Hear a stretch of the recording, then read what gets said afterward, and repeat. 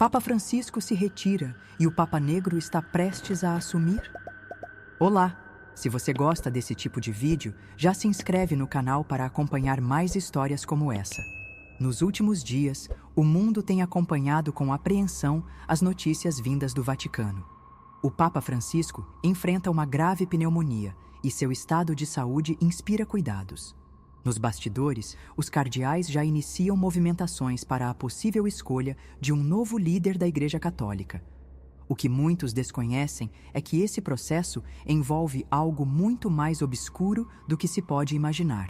Além das reuniões e votações formais, existe um conjunto de provas secretas, rituais ancestrais que testam não apenas a fé, mas a própria resistência daqueles que aspiram ao trono de São Pedro. Meu nome é Agente Rafael Vargas. Sou natural de Roma e passei anos investigando os segredos do Vaticano. O que descobri vai muito além dos escândalos financeiros e políticos que de tempos em tempos vêm à tona. Em uma de minhas investigações, conheci um ex-cardeal que, após passar por uma dessas provas, fugiu de Roma e vive escondido até hoje. Ele me revelou detalhes de um processo seletivo que jamais poderia ser divulgado ao público. Aquilo que ele presenciou foi tão perturbador que o fez abandonar a própria fé e se isolar do mundo. O que ele me contou explica por que nem todos os cardeais são aptos a assumir o papado e por que alguns desaparecem sem deixar rastros. Esse processo seletivo é dividido em 5 provas. Cada uma delas testa não apenas a resistência física e psicológica dos candidatos, mas também sua disposição para ultrapassar limites que nenhum homem comum suportaria. A primeira dessas provas é chamada de Confissão das Sombras. Ela ocorre em uma capela subterrânea localizada sob as catacumbas do Vaticano. Ali, cada candidato é levado individualmente para confessar seus pecados diante de uma entidade que, segundo relatos antigos, não pertence a este mundo. Esse ser misterioso, que se acredita ter mais de 6.000 anos, tem o poder de enxergar além das palavras. Aqueles que tentam omitir qualquer pecado ou hesitam em sua confissão são tomados por um medo inexplicável. Alguns entram em colapso mental, outros jamais saem daquela sala. A segunda prova, conhecida como Sala do Inferno, é ainda mais perturbadora. Os candidatos são levados a um salão onde um incenso raro e poderoso é queimado, induzindo um estado alterado de consciência. Nesse transe, eles vivenciam algo descrito por muitos como uma verdadeira descida ao inferno. A mente deles é transportada para uma realidade onde se deparam com criaturas indescritíveis, sensações de queimaduras na pele e vozes sussurrando seus maiores medos. Aqueles que retornam desse teste com os pés queimados são considerados dignos de continuar no processo. Os demais são simplesmente descartados. Dom Luciano, o ex-cardeal que me contou tudo isso, fez uma pausa longa ao relembrar essa experiência. Ele me contou que viu outros candidatos desmoronarem ao vivenciar as alucinações provocadas pelo incenso. Alguns gritavam, tentando apagar chamas invisíveis em seus corpos. Outros choravam, implorando por redenção. Ele mesmo sentiu a pele arder e ouviu vozes que pareciam arrastar sua alma para um lugar sem retorno. Mas ele passou. Continuou para a próxima etapa, sem imaginar que o pior ainda estava por vir. A terceira prova, chamada Jantar de Meia-Noite, é uma afronta direta às crenças dos participantes. Durante esse ritual, eles são forçados a comer carne crua, um ato simbólico que desafia o próprio código moral da Igreja. No início, muitos resistem, mas a fome e a pressão psicológica logo vencem a relutância. Quem recusa o alimento é desqualificado. Dom Luciano se recorda do sabor metálico da carne e do olhar vazio dos outros cardeais à sua volta. Era como se, naquele momento, todos já soubessem que estavam ultrapassando um limite sem volta. Após essa prova, Dom Luciano percebeu que algo muito maior estava acontecendo. Até aquele ponto, ele acreditava que tudo fazia parte de um teste extremo de resistência e lealdade à Igreja.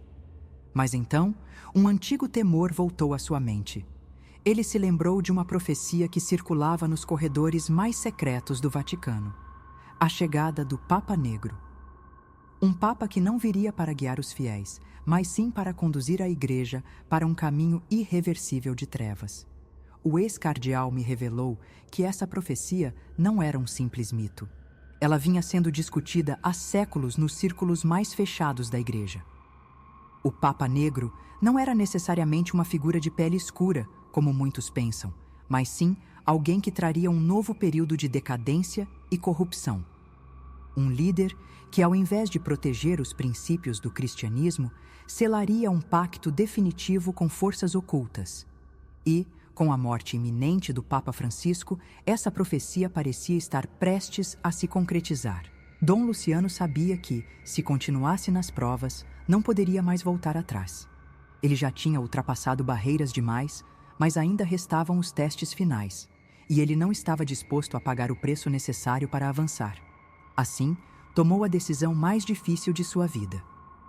Na calada da noite, antes que a quarta prova começasse, ele fugiu. Deixou para trás sua posição, seu prestígio e toda a sua vida construída dentro da Igreja. Sabia que, se fosse encontrado, seria silenciado para sempre.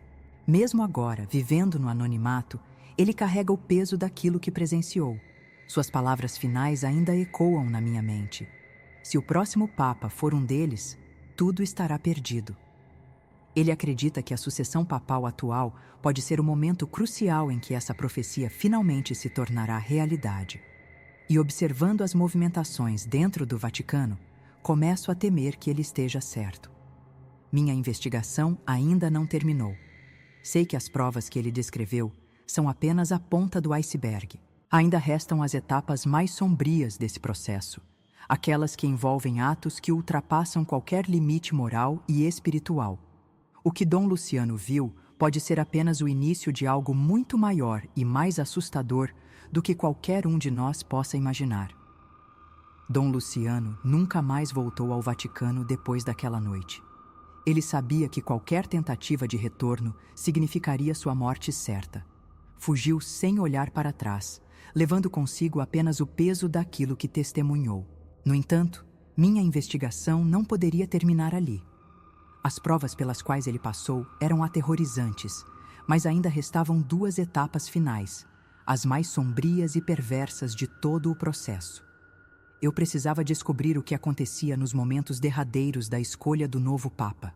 O Vaticano guardava segredos que iam além da compreensão humana, e cada passo que eu dava nessa investigação me fazia entender que essa sucessão papal não era apenas um evento eclesiástico, mas sim algo que poderia mudar os rumos do mundo. A quarta prova, conhecida como o Calvário da Fé, era a mais cruel e moralmente repulsiva de todas. Os cardeais que chegavam até esse ponto eram obrigados a participar de uma encenação perturbadora. Eles precisavam escolher uma vítima inocente e recriar, de forma brutal, a crucificação de Cristo. A vítima, geralmente um fiel retirado à força de conventos secretos, era amarrada a uma cruz e submetida a torturas que remontavam à paixão de Cristo.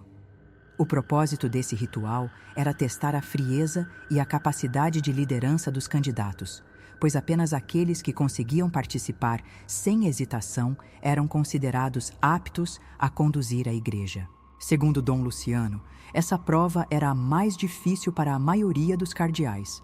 Muitos não suportavam e desmaiavam, enquanto outros tinham crises nervosas. Aqueles que recusavam eram removidos do processo de maneira definitiva e, segundo ele, nunca mais eram vistos. A essa altura, apenas 2 ou 3 candidatos permaneciam. Haviam provado sua resistência, seu comprometimento e sua submissão aos segredos do Vaticano. Era então que chegava a última prova, o teste derradeiro que definiria quem seria o novo Papa. Esse último ritual era chamado de o chamado de Judas. Diferente das outras provas, este acontecia dentro da própria Capela Sistina, onde, em uma cerimônia fechada e totalmente secreta, os candidatos deveriam invocar o espírito de Judas Iscariote, o apóstolo que traiu Cristo. Esse ritual envolvia cânticos em línguas antigas, o uso de artefatos desconhecidos e uma invocação que, segundo Dom Luciano, fazia a sala inteira vibrar com uma presença sinistra. Os cardeais restantes eram obrigados a tocar uma relíquia supostamente ligada a Judas e permanecer imóveis enquanto a entidade manifestada avaliava suas almas. Aqueles que demonstravam medo ou relutância eram imediatamente afastados e apenas um restava no final. Esse era o escolhido. Dom Luciano não presenciou essa etapa, pois havia fugido antes que ela acontecesse, mas conhecia relatos de outros membros do clero que confidenciaram a ele sobre a cerimônia. Disseram-lhe que aquele que sobrevivia ao chamado de Judas não era mais o mesmo. Algo mudava dentro dele, como se sua essência fosse substituída por outra coisa. Após esse ritual, o cardeal escolhido era discretamente confirmado como o futuro Papa. O conclave oficial, que o mundo inteiro acompanhava, era apenas uma formalidade. As votações e os discursos eram um teatro cuidadosamente ensaiado para dar a impressão de que a decisão estava sendo tomada ali. Na realidade, o verdadeiro Papa já havia sido selecionado nas sombras. Os cardeais que participaram do processo eram obrigados a manter silêncio absoluto sobre tudo o que testemunharam. Os que tentavam falar sobre o que aconteceu eram misteriosamente silenciados. Quando Dom Luciano terminou de me contar tudo isso, percebi que sua expressão estava tomada pelo medo. Ele sabia que, ao compartilhar essas informações, estava arriscando sua vida. Olhou-me nos olhos e disse com firmeza: "Se você continuar nessa investigação, nunca mais terá paz. Eles sabem quando alguém está se aproximando demais." Suas palavras ressoaram em minha mente por dias.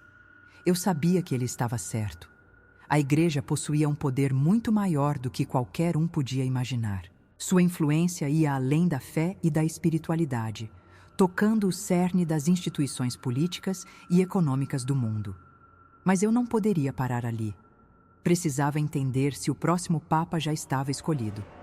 A doença de Francisco poderia ter sido apenas uma coincidência, ou talvez um evento esperado para abrir caminho à chegada do novo pontífice.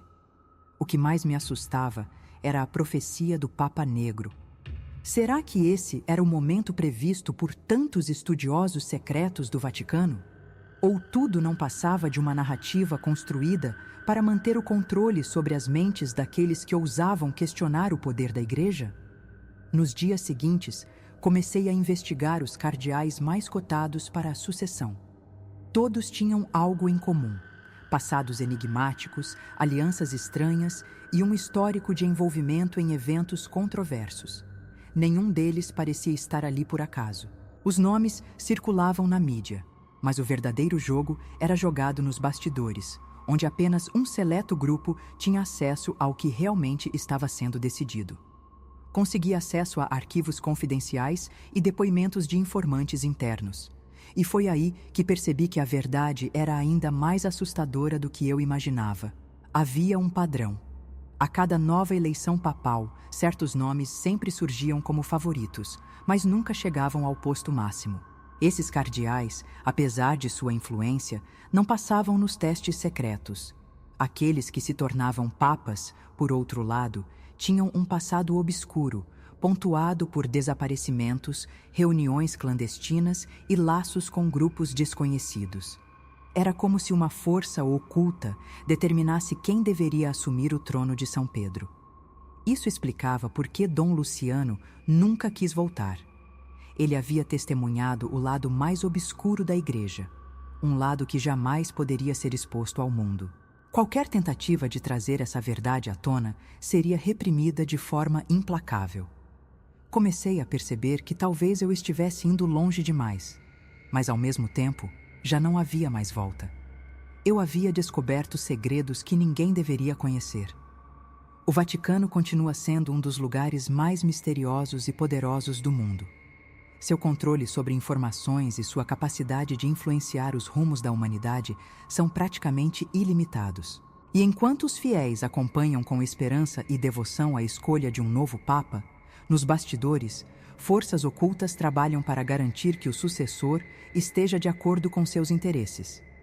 O ritual de sucessão continuará acontecendo, como sempre aconteceu, e aqueles que ousarem questionar a verdade serão silenciados para sempre.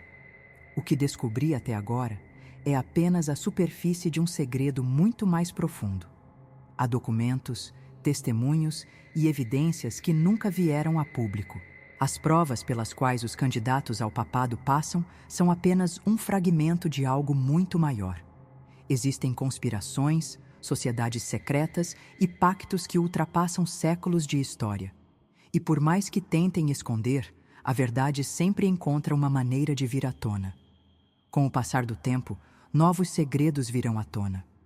A história do Vaticano ainda guarda capítulos obscuros que a maioria das pessoas jamais imaginaria. E quando o momento certo chegar, aquilo que foi mantido nas sombras por séculos poderá finalmente ser revelado.